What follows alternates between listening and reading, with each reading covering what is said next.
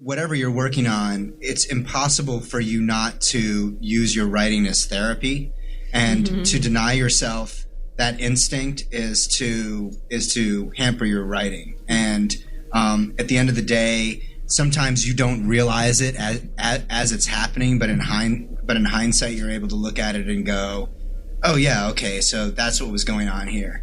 And I think, essentially, when Lost happened, my father had died like a year and a half before that, and so obviously, at the time that I was writing, I wasn't like and doing anything more than writing, but very quickly it became apparent to me, it's like, okay, so the lead character of the show is completely and totally overwhelmed. He does not want to be a leader.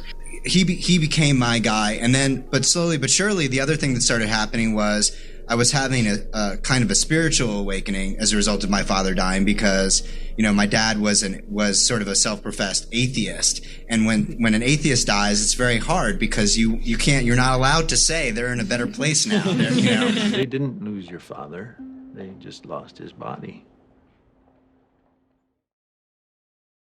So if you've seen my other videos, you know that I think a lot of stuff was the smoke monster, and that the smoke monster is a part of the island. So I want you to think about the monster as the show itself. The mystery of the monster is introduced in the first episode. They make it the main antagonist in the final season. It's not entirely clear at what point behind the scenes they decided that there was a distinction between the two, being the island and the monster. How did he die? The island killed him. What do you mean the island killed him? The island is the framing device of the show. It's the setting.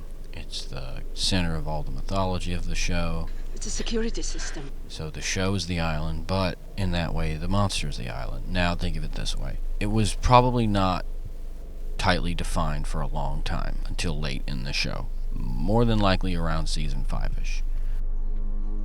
Because what's about to come out of that jungle is something I can't control. Can we draw some conclusions that maybe there's almost sort of a circulatory system to this island? Any luck?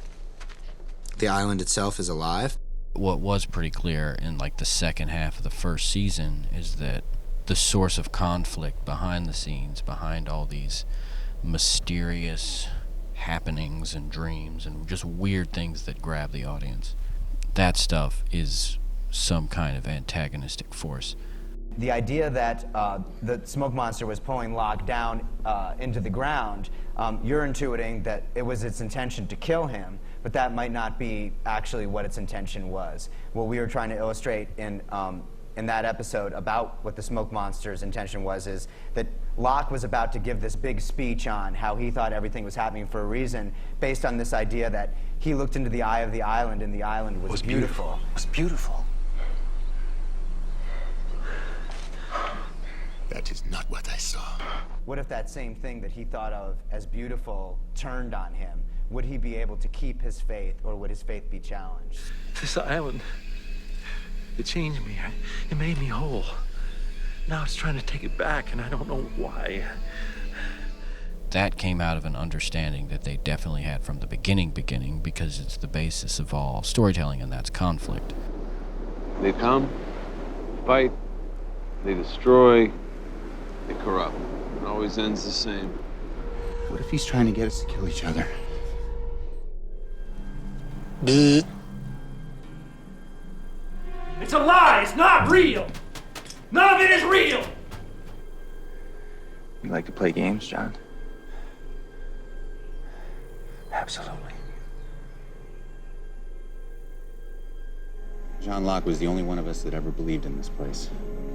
He did everything he could to keep us from leaving this island. John Locke was not a believer, Jack. He was a sucker. So you need to have conflict. You don't have especially television at that time. Television, period, and at that time for sure. You couldn't just drop an 8-episode season. You had an hour of television with commercials, and you needed to hold people. So they needed conflict. So that was being brought about by this ill-defined mythological construct of it's the weird stuff. So season 1, the paradigm kind of got born. You know, the flashback stories would be choices that they made in their lives where they made the wrong choice, something that they regret. And then the island would basically offer them some form of redemption. Will they make the same mistake or will they evolve? Sometimes they do, sometimes they don't. And so that sort of fastidious attention to how we were going to break story, that gave it its sort of episodic structure. But if you brought them here, why didn't you help them? Because I wanted them to help themselves. To know the difference between right and wrong without me having to tell them. It's all meaningless if I have to force them to do anything. Why should I have to step in? If you don't, he will. Is a monster a manifestation of the island? We don't know. We do know that when it looks at you, it seems to be able to process certain memories that you may have had. And some memories can become quite real. We have learned that the island is capable of these apparitions. You know, Jack can see his dead father. Walt, who is off, in some other place, mysteriously appears for Shannon and Saeed. Kate sees a horse that was part of her past. The final season, however, reveals that the Whispers are effectively ghosts of the islands, the ones who cannot move on. Is there still a connection between the Whispers and the others, though? Do the others and these ghosts work together for some mutual goal? Is that part of why Hurley, who can talk to ghosts, and Ben tell Walt in the Lost epilogue that he can somehow help Michael, who is now one of the Whispers? I'm actually going to go out on a limb here and say that 80% of that question was actually discussed in the room. So this is one of those cases. I will say that there was the X factor that was not in a part of Josh's question was the monster itself, and the idea that the monster was kind of a quasi-ghost in the sense that it could take the form of the dead as it was reflected by the individuals that it was trying to ensnare, assault, intimidate, recruit, whatever. So Jack saw his dad, and Echo saw Yemi, and so on.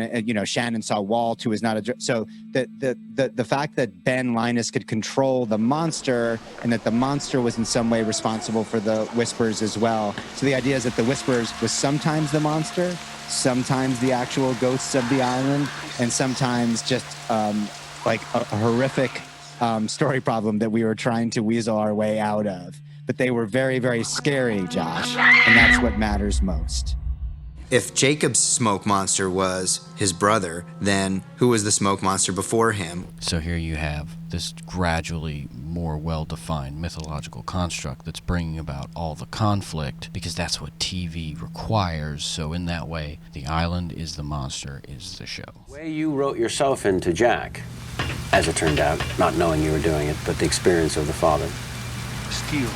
You were acting as the island, telling the actors, you're staying. You're not going anywhere. Yeah, well, maybe.